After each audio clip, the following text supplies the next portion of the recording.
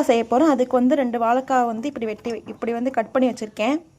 வாழைக்காவை வந்து வடிகட்டி எடுத்துக்கலாம். பாத்திரத்தில் இஞ்சி பூண்டு பேஸ்ட் போட்டுக்கலாம். அதுக்கப்புறம் 1 ஸ்பூன் மஞ்சத்தூள், கொஞ்சோண்டு மஞ்சத்தூள் போட்டுக்கலாம். அதுக்கப்புறம் மிளகாய் பொடி போட்டுக்கலாம், கொத்தமல்லி பவுட்ரு, இப்போ கொஞ்சோண்டு சிக்கன் மசாலா போட்டுக்கலாம். இப்போ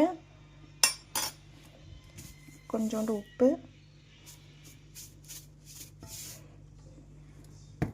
தண்ணி ஊற்றி கிளறிக்கலாம்.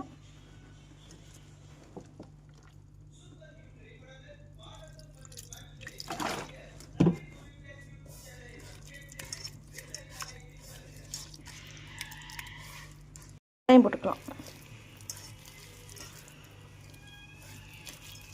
இப்போ இதில் வேக வச்ச வாழைக்காவை போட்டுக்கலாம். செஞ்சுக்கிட்டாச்சு. இப்போ வந்து இது நல்லா ஊறட்டும். ஊறினதுக்கப்புறம் தோசைக்கல்லில் போட்டு பொரிச்சிக்கலாம். இப்போ கொஞ்ச நேரம் ஊறிடுச்சு. இப்போ இதை வந்து தோசைக்கல்லில் போட்டு எடுத்துக்கலாம். இப்போ தோசைக்கல்லில் போட்டுக்கலாம்.